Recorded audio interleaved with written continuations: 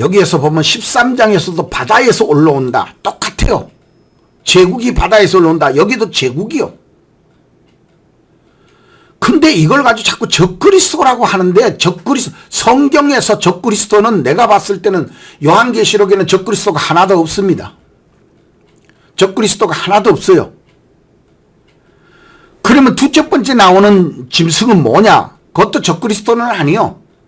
그런데 이거는 있습니다. 항상 제국의 왕들은 뭘 하냐면은 경배를 받기로 해요. 다니엘서에 네 제국 다 그래요. 경배자들이요. 자기네들인데 와서 아니 이스라엘 나라가 멸망을 받을 때에도 보면은 그 로마 제국의 왕들이 그러잖아요. 내인데 와서 절하고 내인데 와서 머리 숙이고, 여기 다니엘서도 보면 다니엘이 그러잖아요. 네 다니엘이 너 저 왕인데 안 하고 자꾸 네 집에 가서 그 엎드려서 기도하고 그러는데, 그러면은 엄벌에 갑시다. 금태인 총리가 가서 아주 그냥 그렇게 작전을 짜서, 그럼으로 인해서 다니엘이 사자굴에 들어가잖아요. 그럼으로 인해서 풀무불에 들어가잖아요. 그러니까 제국들은 전부 다가 경배를 받고 싶어 해요. 그러니까 우리가 개념을 잘 이해해야 되는 게, 자꾸 이 세계 속에, 우리가 우주 속에, 지금 우주지요? 우주 속에, 지구 속에, 또 요 개념 속에서 봤을 때 하나님의 나라는요, 믿는 자, 교회, 땅덩어리 안에가 하나님이다. 이런 좁쌀 같은 생각을 하니까 말이 안 되죠. 하나님은 우주가 다 하나님 거요. 지구에 있는 80억 인구가 전부 다 하나님의 나라에 속한 자들이라니까요. 그런데 그들이 배반자란 말이야. 하나님을 안 믿는단 말이야. 그러니까 개념이, 성경의 개념을 말할 때에 하나님은 이 지구 땅덩어리 전체가 제국이 하나님의 나라요. 제국이요. 하나님이 놓았잖아요. 그런데 그 중에서 실제로 하나님 믿는 자가 하도 적으니까, 그러니까 놓으면 전부 다 제국이 다 하나님 땅인 안에 있는 놈인데, 그 안에서 이제 예수 믿는 자가 몇이 있는 거야. 근데 몇이 있는데 그 몇 사람이 중에서도 또 가서 그 짐승인데 아부 떠오는 거예요. 거기에 속하는 거예요. 그러므로 인해서 하나님이 실제로 구원받을 자는 노아밖에 안 된다. 노아 가족밖에 안 되는 것처럼 마지막에도 똑같아요. 내가 아무리 넓게 생각을 해도 뭐 어디에 뭐 14만 4천 불 한번 봐보세요. 자기가 재림주래. 근데 하나님이 그거 가만두겠어요? 거짓 선지자들 18, 19장에 가면 다 끌어다가 무저갱에다가 그 풀무불에다가 다 집어넣어버리겠다. 지옥불에 넣겠다 그러잖아요. 그 지옥불에 들어갈 자들이지요. 예수님은 아직도 19장에 가야 나오는데, 거기에 보면은 내가 17장, 18장, 19장 이렇게 진행되는 과정에 거기에 보면 내가 도적같이 온다는 말이 거기에 또 한 번 들었어요.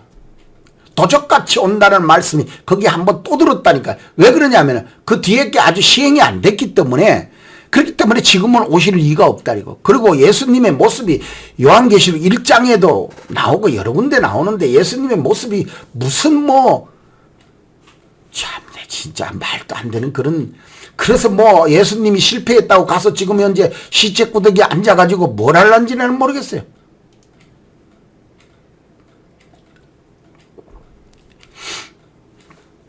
이는 단순한 그런 정치적 통합이 아닙니다. 사탄의 권세요. 사탄의 권세야. 뭐가? 이게 13장 1절 2절 나오는 내용들이 전부가 이게 사탄의 절대 권세니까, 거기에 용이 나오니까, 용 사탄 아니요. 용이 적그리스도요?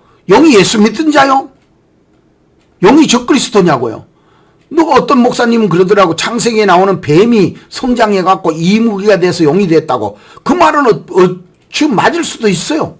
그러나 분명한 거는 그건 적그리스도가 아니라는 거예요. 용이 적그리스도냐 이거요. 용이 믿는 믿음의 숭배자였어요. 그런 어떤 뭐 때문에 그렇게 해석을 하는지. 용이라고 하는 것은 사탄 세계의 우두머리로 사탄이라고 하는 건 맞아요. 용이 사탄이라고 하는 건 맞죠. 직접적 권세와 보호자의 권세 하나님이 부어버리겠다고 6장에서 네 마리의 말이 만들어내는 격변이 마지막 종말에 일어날 거예요. 다시 한번 봅시다. 네 마리의 말이, 이 6장에 나오는 네 말이 만들어내는 혼란의 격변이 이 짐승을 불러내는 역사적 조건을 형성할 겁니다. 형성되었어요. 지금 해석을 못해서 그러지. 근데 제가 한번 일부는 해석을 뒤에 가서는 할 거예요. 맞나 안 맞나 여러분들이 보면 될 거 아니에요. 그래서 내가 보니 바다에서 한 짐승이 나오는데 뿔이 10이요 머리가 7이라 뿔에는 10 면류관이 달렸더라 그래요. 자, 여기에서 한 짐승인데 뿔을 10 머리 7 말이 돼요? 그럼 뿔이 뭐고 머리가 뭐요? 성경에서 뿔도 왕이나 나라로 해석을 했어요. 다니엘서 8장. 이 성경에서 또 17장 요한계시록 다 보면은 뿔이 왕이나 나라로 해석됐다는 거예요. 한 가지로 해석되지는 않았어요. 뿔이 뭐 임금으로 해석됐다 이렇게 하지는 않아요. 두 가지로 다 해석돼요. 자, 그래서 여러분들이 이렇게 단순한 게 아니라는 거죠. 모든 제국을 파괴하는 속성이 집약된 것이 한 마리의 짐승입니다. 이 짐승을 자세히 읽어보면 다니엘서 7장에 나오는 속성을 다 가지고 나와요. 그래서 짐승은 표범이고 곰이고 사자고 이 특성을 모두 가지고 나오는 무시무시한 거요. 마지막 때가 얼마나 주를 믿는 자들이 생명을 걸지 않으면은 여기를 통과하기 참 어려울 것이다 하는 것이 제가 지금까지 보는 내용인데, 이거 근데 그게 우리 있는데 임박해 있다는 데 문제야. 임박해 있는데 또 혹시 알아요? 제가 살아생전에 주님을 재림을 맞이할지. 예? 전부 다 그러잖아요. 지금 날씨 지말이라고. 예? 그래서 여러분들이 이 13장에 이 짐승을 한번 잘 봐야 됩니다. 실질적 짐승이요. 이거보다가 더 무시무시해요. 이걸 하니까 에이 뭐 저런 그림이야 이럴지 모르지만 여기에서 7머리 10뿔이 붙었다고 생각해 보세요. 근데 뒤에 가서 그림을 한번 유사하게 만들어 보려고 애를 많이 썼는데, 자, 그래서 이 뱀물이 이무기가 한 마리로 나오는 거예요. 내 짐승이 통합체로서 바다에서 이끌어내더라는 거예요. 이거는 단순한 게 아니요. 이걸 다니엘서 7장과 그 비교 분석해서 연결적으로 연동성을 가지고 유사성으로 해석을 한다면은 여러분들 이 짐승이 분명히 제국입니다. 13장에 나오는 이 한 마리에는 이 구약에 나오는 4마리를 합친 제국과 같은 제국이라는 거죠. 옛날에는 우리가 한 사람을 죽이려면 활이나 칼로 이렇게 딱 죽였어요. 그렇죠? 이때에는. 그래서 그때의 제국은 아무리 크다 하더라도 뭐 사람을 죽여봐야 뭐 1000명을 죽여도 그냥 에이 그런갑다 하지만 요새 한번 봐보세요. 요새 악한 푸틴 같은 놈은 진짜 악한 새끼죠. 정말로 그런 악한 새끼가 없죠. 그런데도 그 민족은 푸틴이 좋대요. 80%나 뭐 70%가 푸틴이 그래요. 푸틴이 전쟁을 일으키고 나서 지금 이유도 모르고 뭐 전쟁터에 나가서 죽은 사람만 지금 뭐 10만 20만 그러잖아요. 그러면 우크라이나는요. 근데 아니 뭐 100명 200명 죽으면 난리 나더니 아니 우리나라 전직 대통령 중에서 저 진짜 이런 말을 하면 좀 못하지만은 저 서해에서 몇 명 죽었다고 뭐 난리 뭐 완전 쭉바통을 만들었잖아요. 그런데 지금 푸틴은 아니 100명도 아니고 1000명도 아니고 10,000명도 아니고 지금 몇십만 명을 죽였다라고 하는 그런 게 나오는데도 누가 비방해요? 그 악한 그런 사탄의 마귀가 그런 악한 자 표현이 안 되네. 뭘로도 표현해도 그 악함을 표현할 수 없어요. 그런 짐승, 그 짐승을 가지고도 욕을 안 하는 사람이면은 성경을 모르는 사람이죠. 그러면서 그 예? 어디 뭐 교황인가 뭔가 하는 양반은 그러더라고. 거기 가서 참 말이 안 나오려 그래. 말이 안 나오려. 예? 거기 가가지고 항복하라 그래. 참내 진짜.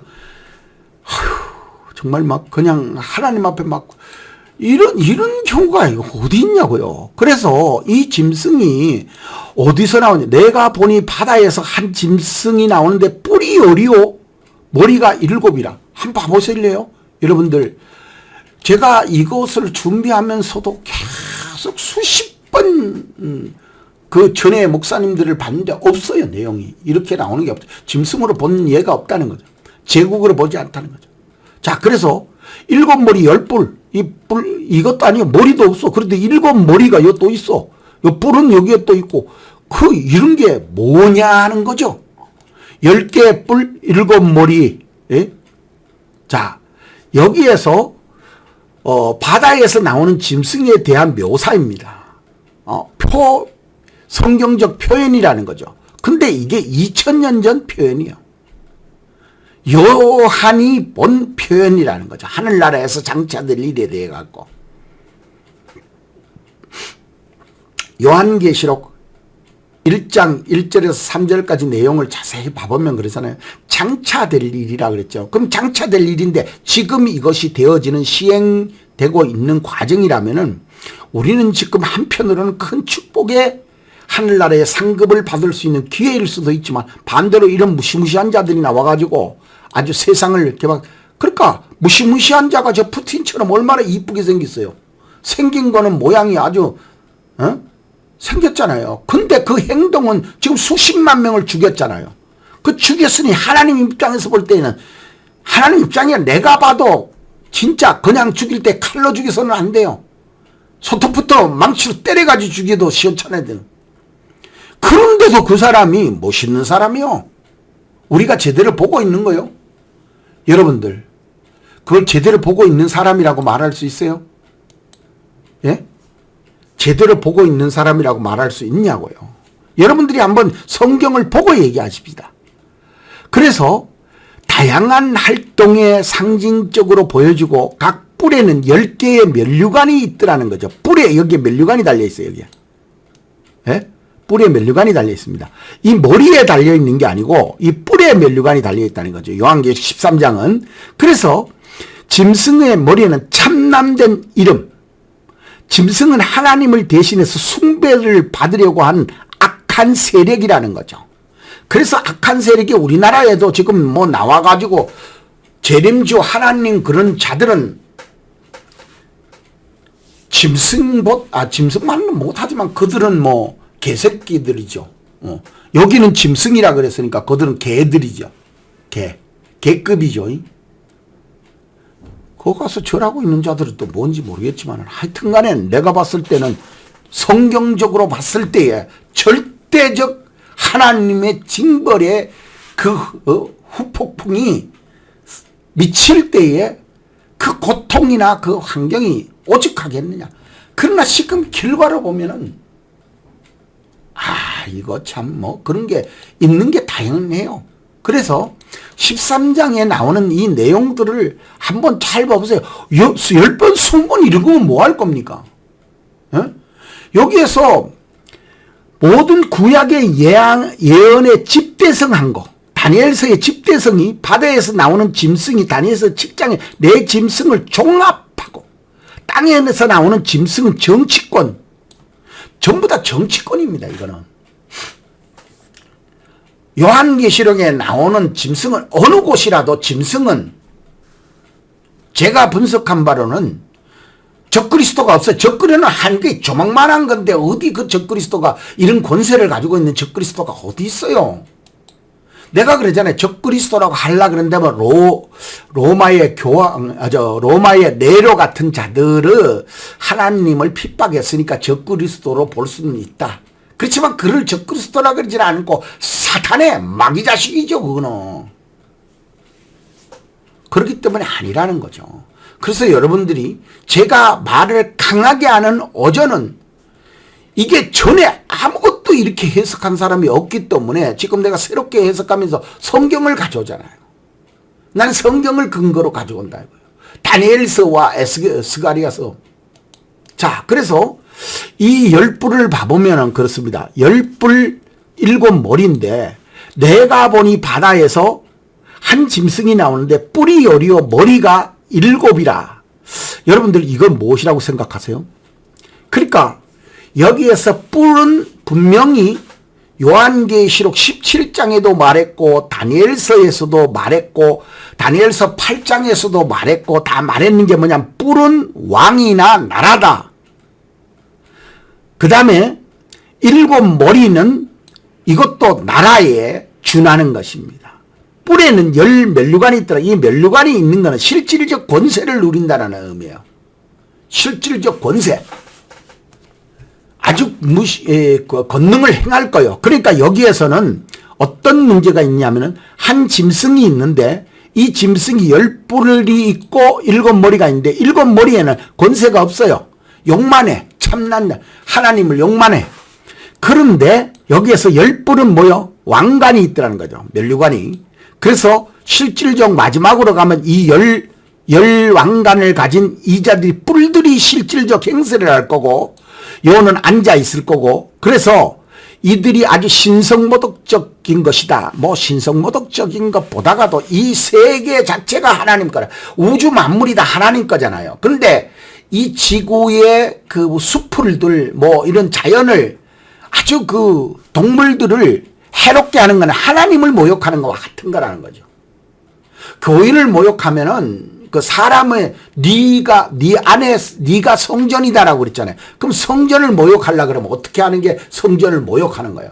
그 사람을 아주 그 음란하게 만드는 거예요. 그래서 여자들을 성추행하고 강간하고 이러면 안 되는 거예요. 그 여자도 그게 성전이란 말이에요. 에? 못된 자식들이 그러잖아요. 그 여자도 성전이란 말이에요. 하나님이 만든 성전이잖아요. 에? 아니 그건 예수님이 직접 말씀하신 거 아니에요. 내 말이 뭐 지어내는 말이에요. 성전을 모욕한단 말이에요. 그거는 그러기 때문에 엄벌에 쳐야 되는데 요새 레즈비언들하고 또 뭐요? 그 동성애자들을 합법화시켰잖아요. 합법화시킨 나라들은 개박살 내야 되는 거예요. 그거는. 그렇잖아요. 그건 하나님의 신성을 모독하는 거라. 하나님이 성전으로 준 성전들을 모욕하는 거라. 하나님의 성전을 모욕하는 게 뭔지를 모르는 거지. 지금 현재 사람들이. 그래서 뭐 윤리와 도덕을 따지나.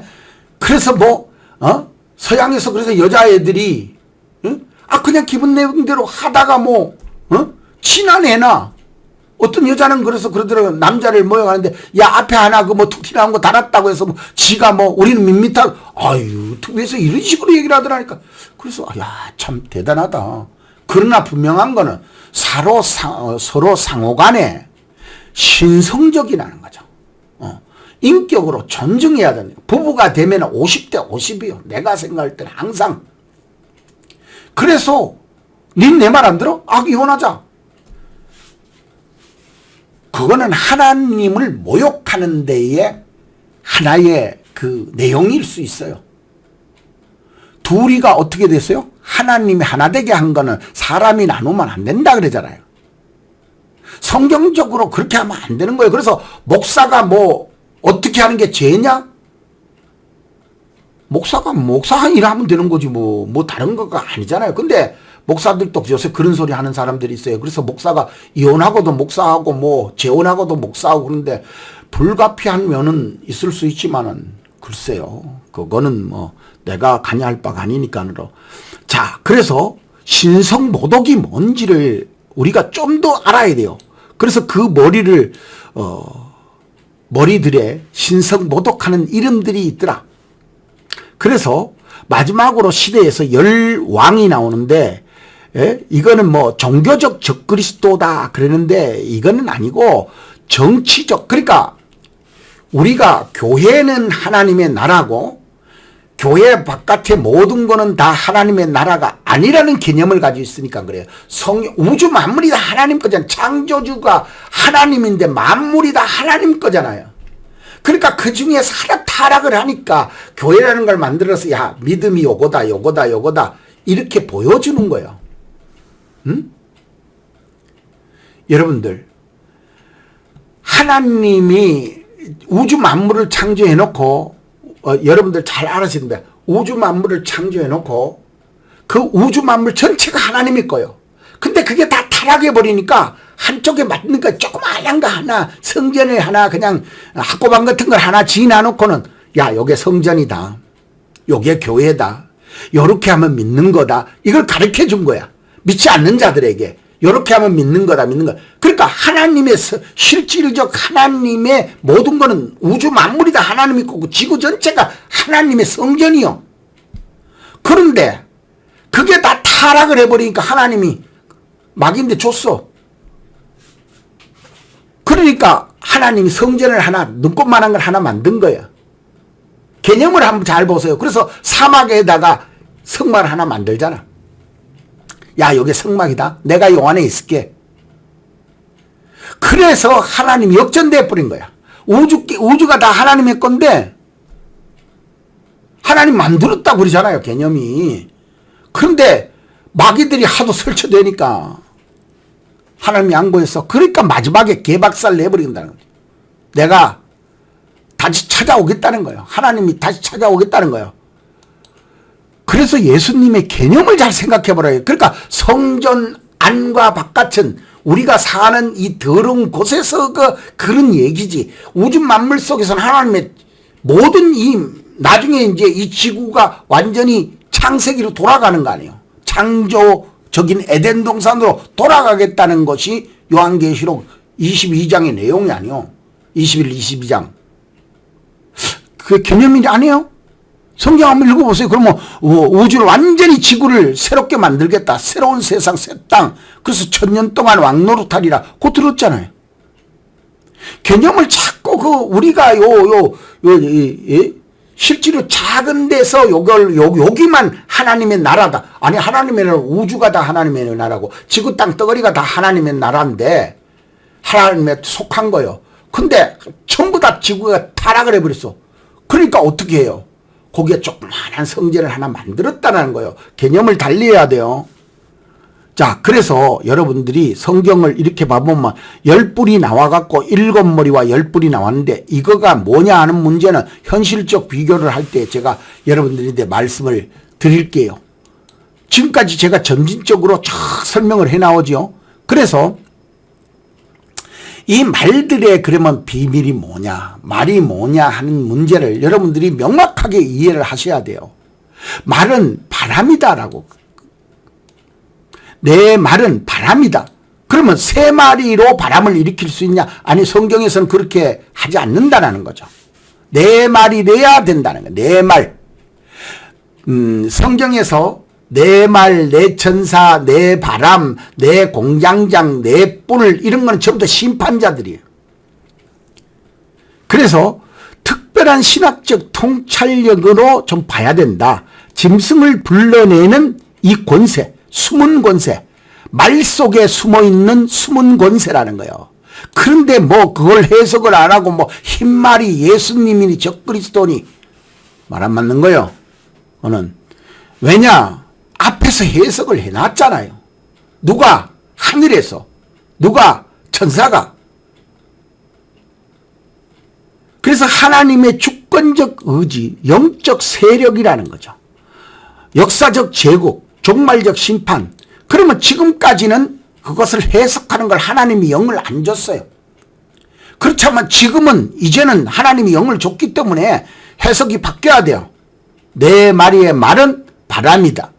내 마리의 바람이, 내 모퉁이의 바람이 이제 제국을 불러내고 그 제국을 불러내는 과정 속에서 그 제국들은 짐승이다.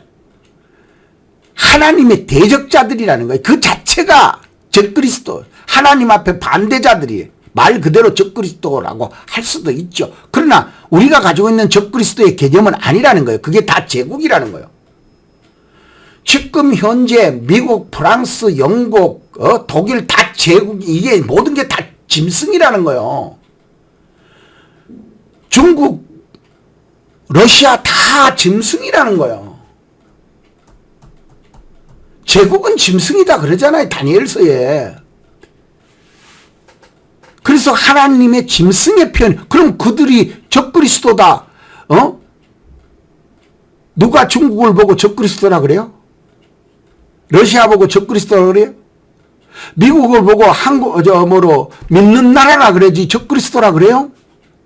그렇지만 미국은 그 복음적 사역을 하기 위해서 하나님이 만든 나라는 틀림없어요. 자, 그래서 여러분들이 좀 더 이것을 연결성을 가지고, 그러면 상징들의 연결성을 가지고 한번 봐보라 이거요. 그러면 네 가지의 상징, 이것을 점진적 구조로서 구약에서 지금 2500년 동안 그 흐르는 그 장엄한 역사라는 거죠. 하나님의 역사. 근데 베드로가 말했듯이 천년이 하루 같고 하루가 천년 같은 이 한 가지를 잊지 말라고 하는 것처럼, 하나님의 계산법으로 하는 것과 사람의 계산법으로 하는 거는, 뭐 사람은 좁쌀인데 하나님은 지구니, 그 생각의 개념이 될 수가 있겠어요? 그러니까 안 되는 거예요. 그래서 사람의 좁쌀 같은 것 같고 하나님의 계산을 그걸 할 수가 없죠. 하나님의 어떤 것을 개념을. 그래서 스가랴에서는 내 바람이라고 그랬어요. 에? 뭐가? 내 말이. 그 다음에 다니엘서에는 이 바람이 넘어와 갖고 내 짐승을 불러내요. 근데 그 짐승의 이름을 사람의 표현으로는 짐승이라 그랬지만은 그거는 내 제국이다 그랬어요. 그래서 그 내 제국이 나오는데 그 제국이 뭐냐 그랬더니 사자 같은 성격, 공 같은 성격, 이런 걸로 나오더라는 거죠. 그러니까 거기에서 그러면 사자는 뭐냐 그랬더니 바벨론이라는 거예요. 그런데 그걸 2장으로 가보면은 신상에서는 바벨론은 머리다 그런데 금신상, 금머리를 가지고 있다는 거예요. 금머리는 바벨론이니, 그리고 여기 7장에 와서는 사자가 바벨론이니, 근데 짐승이다, 제국이다, 이렇게 나오죠. 그리고 8장에 가면 두 뿔이 나오는데 그 두 뿔이 메데파세다 그래요. 근데 그거를 여기 7장으로 다시 가져오면은 여기에서 두째 번째 곰이 이빨에다가 빼닫기를 물고 있는 그 곰이 메데파세다 그래요. 2장으로 가면은 신상으로 보여주는데 어깨가 은으로 돼 있는데 이 은이 메데파세다 그래요. 그러니까 다니엘서에서도 그 한 나라의 그 보는 모습, 속성과 겉모습과 그런 내 환경에 따라 가지고 하나님 표현하는 방법이 다 달랐다. 7장, 2장, 7장, 8장. 그리고 9장은 71에 24절에 나오죠. 역사의 연동성을 의미하는 24절 71회로 말했잖아요. 답 나오는 거 아니야. 그래서 계시록의 네 마리의 말은 그러면 개별적으로 뛴다고요? 안 되죠. 이제는 최종적 하나의 짐승이 13장에 나오죠. 17장에도 나오죠. 그래서 13장 17장에 나오는 짐승놈은 아예 등에다가 여자까지 태우고 색깔도 아주 빨개가지고 나와요. 빨간 놈이요, 거기는. 에? 빨간 놈에다가 여자까지 태워가지고 아주 덩실덩실 나와요. 거기도 7머리 10뿔이 거기도 같이 따라 나와요. 그래서 내가 그걸 보면서, 야, 과연 이걸 어떤 식으로 이 마지막 종말이 전개될까? 지금 세계에 급변하는 걸 보면은 참 대단할 것 같아요. 그래서 이 미국이라는 나라가 좋은 점도 있지만 한편으로는 개인주의로 흘러가면서 개인이 잘 되면은 내 좋으면 되지. 그 개념은 굉장히 무서운 개념입니다. 이게 아주 악한 개념이에요. 어떻게 보면 개인주의지 개념이. 근데 그것도 이제 우리나라에 들어와가지고 가족적 개념에서 이제 개인적 개념으로 갔잖아요. 그러므로 인해서 이런 것들 때문에 가정이 파괴되고, 뭐 자식들 뭐 이혼해서 버리는 거는 건 아무것도 아니요. 부모 결혼해서 이혼하는데 부모가 무슨 상관이 있냐 이거야. 그런데 부모는 앉아가지고 소가리하고 눈물을 흘리고 왜 통곡은 왜 해요? 부모하고 상관없는데. 자식 이혼하고 손자들 버리는데 그게 부모하고 뭔 상관이 있어? 근데도 부모가 눈물을 흘리고 뭐 참 가슴을 치면서 통곡을 하고 왜 그래요? 가족과 연계성이 있다는 거요. 다 부모라는 게 그걸 아니라 해도 그게 붙어 있는 거 아니요. 그와 같아요. 내 짐승이 내 말이 아니라 해도 붙어 있는 거예요. 그거는. 그래서 최종적 하나의 짐승이 13장에서 나올 때 되면 이거 보통 문제가 아니요. 그런데 여기에서 자세히 읽어봐 보래요. 근데 목사님들이 지금 해석했는 걸 봐보면 자꾸 적그리스도로 둘째 말도 적그리스도로가 그러니까 적그리스도라는 것을 왜 내가 반대를 하느냐 하면 적그리스도는 종교적인 데 나온다라는 것을 의미하기 때문에 반대를 하고 그 다음에 적그리스도라는 것은 소규모 어떤 그 하나의 단체성을 가지고 있기 때문에 반대해요. 근데 여기에 나오는 둘째 짐승은 나라예요. 나라 같은 권세, 나라라는 거예요. 단체에서 나오는 게 아니고. 그래서 지금 현재 뭐 어디에 단체 어디 단체가 뭐 거기에 뭐 가면 안 된다 그것도 맞아요. 그런데 그 단체가 적그리스도 실제로 그 단체가 적그리스도일 수 있어요. 그러나 여기에 나오는 개념은 나라의 개념이라는 거죠. 그래서 여러분들이 좀 더 의미를 잘 생각을 해야 된다. 자, 그 다음에 여러분들이 좀 더 이제 들어가 가지고 한번 보도록 하겠습니다. 이제 정점을 향해서 가는데, 자, 요한계시록에 지금까지 따로따로 스가랴서, 다니엘서, 요한계시록에 나오는 거를 따로따로 이제 여러분들인데 말씀을 드렸는데, 이것이 여러분들이 생각할 때 따로 떨어지는 게 아니라 내 말이 바람이 되고 다니엘서에 오면, 그리고 이것이 거기에서 짐승으로 나오는데 짐승이 제국이 되고 이제 요한계시록 13장에서 짐승이 나오는데 그 짐승이 하나라는 거, 하나의 짐승으로 나오더라는 거죠. 이런 관계성이 있다는 관계, 떨어질 수 없는 연계성을 가지고 있다는 거죠. 우리가 그러잖아요. 다니엘 71회를 강의한 분들은 잘 알 거예요. 이게 요한계시록 끝까지가 있다는 거. 마지막 종말을 이야기한다는 건 다 알잖아요. 그렇다면은 이게 끊어질 수 없는 거죠. 그래서 내 말의 역할은 내 바람으로서 내 짐승을 불러내는 역할을 한 것이 맞다 하는 것이 다니엘서에 명확하죠. 그러면 신약에 와서도 이 네 마리의 말이 연동되어서 뒤에 나오는 짐승들을 불러내는 역할을 한단 말이에요. 목사님들이 해석을 잘 못 보셔서 그렇지 실제로 이거 불러낸단 말이죠. 자, 스가랴서 6장에서 네 마리의 정체가 내 바람이라는 걸 명확하게 말씀해 주고 있어요. 제가 몇 번 반복했습니다. 지금 네 마리의 역할에 의해서 네 마리, 네 바람, 네 짐승, 네 제국으로 제국을 불러내는 역할이 네 마리가 했다는 거예요. 네 마리 했다는 거예요. 그래서 요한계시록에 나오는 6장 네 마리의 말을 띈다고요? 전혀 안 맞는 내용이죠. 여기에 비춰보면 스가랴서나 다니엘서에 비춰보면 전혀 여기에서 지금까지 해석했는 모든 목사님들의 그 내용이 전혀 안 맞는다는 거죠. 심판으로 구체화되어서 13장에서 불려나온다 이거. 누가 네 마리의 말의 역할로 인해서 13장을 불러냅니다. 13장에 짐승을 불러내요. 그래서 내 바람이 짐승을 불러내듯 제국을 불러내듯 요한계시록 13장의 제국을 첫 번째 제국, 두 번째 제국을 불러냅니다. 그게 뒷배경에 네 마리의 말이 있다는 거예요. 말이. 17장의 제국도 빨간 제국도 전부 다 이 네 마리의 말이 불러내는 거예요. 영적 배경에 의해서. 그 지금까지 해석했는 모든 것이 어쨌든 구원사적으로는 해석이 잘 됐다고 보죠. 그렇지만 이제 실행적인 면에서는 아니라는 거죠. 실행적인 면에서는 네 마리의 말이 바람을 일으켜서 제국을 끌고 나오는 거란